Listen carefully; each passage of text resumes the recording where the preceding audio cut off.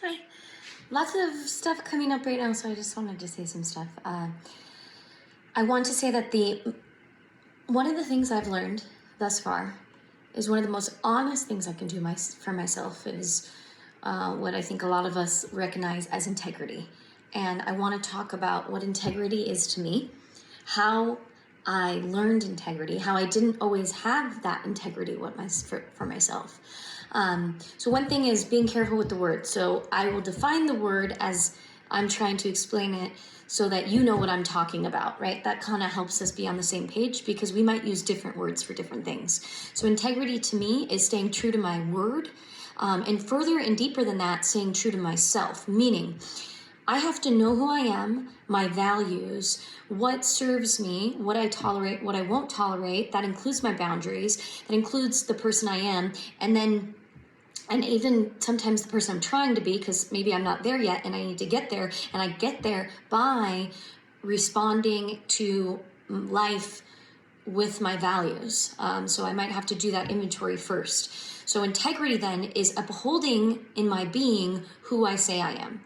And it's simple. Sometimes it's really just what I say I'm going to do. And here's an example. I wasn't always like that, right? I cheated in my life. I've cheated on people in relationships, and I had to take that out of myself because I didn't like the way it made me feel. It didn't make the other people feel good. It caused a lot of problems in my life, and I had to take that out. But the reason I think I allowed that in my life and I tolerated that portion of myself is because I wasn't being true to myself in multiple ways. Maybe I wasn't true to myself in my relationship. I wasn't true to the person I wanted to be. Maybe I wasn't upholding my values in the way I was being, and I certainly wasn't doing what I said I was going to do, which in that case was to maybe be with that partner and only that partner, and then I didn't uphold that. In little things, time management's a big one, where I didn't always do what I say I was going to do. And I think a lot of it was simple and immaturity. Like I got excited, and somebody was like, oh, I'm doing this thing. You should come with me. And I'm like, yeah, I'll come with you.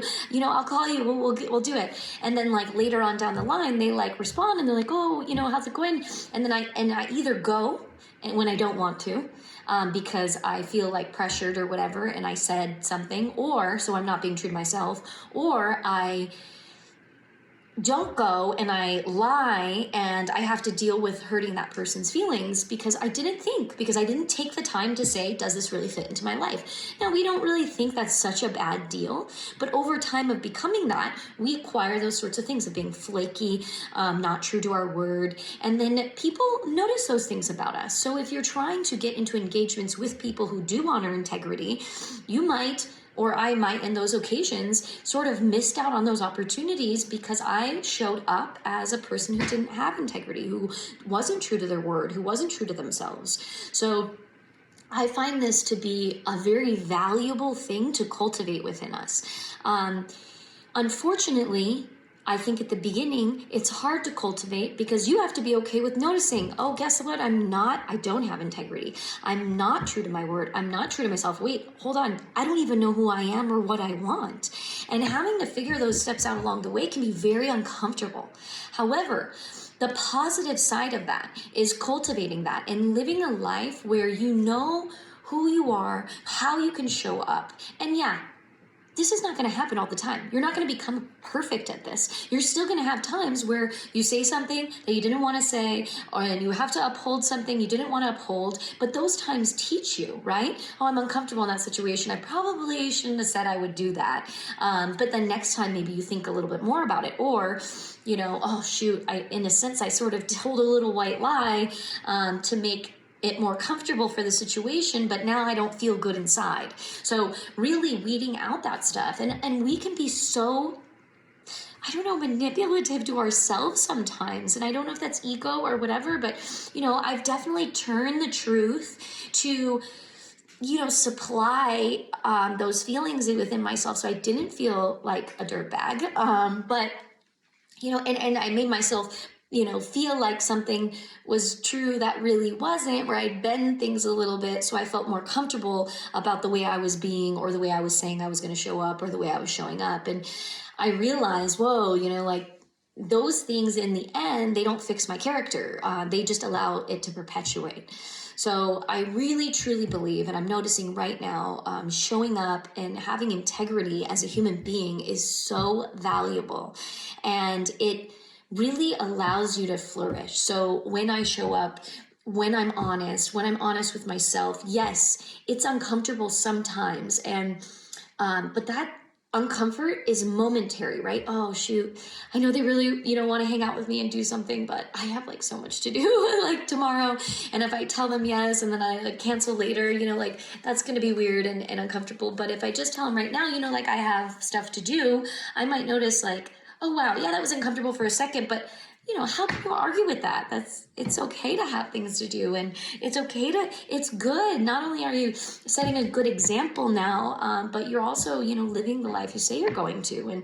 And that is really, really beautiful. And it really makes for a well-structured and a good foundation world without having to put rules and structure on the society. It allows us from the bottom up to really create a more loyal world and loyal people and loyal families, right? If we show more of that. And yes, once again, it can be uncomfortable. We might have to battle some demons. We might have deeper demons than we realize we have. But in the end, what does the world look like? And it's these values, it's these underlying foundations that if we begin to really work on, will shift the world consciously. Like it will shift us. So we don't have to sit here confused about who to vote for anymore. We don't have to sit here confused about, what's good or bad for us, because we really have a foundation. And in our especially industrialized American culture, but it runs over into many other cultures, like we need loyalty, we need integrity, we need foundations that will heal us, that will bring us up out of these negative patterns that keep us, right, conditioning into those sort of cycled patterns that make us human beings that can't show up. And yeah, life, it's especially right now, it's not meant to be all fun and games, and it's fine when it is, and it's good to have that. But right now, especially like these times, these are for creating a better world, and we can be happy and have fun and still have a better world. In fact, we will, but we got to put in that little bit of grind first to get the momentum going, and that's it. So that is integrity, loyalty, and showing up for me, and I just want to put that out there. I just stuck on my mind.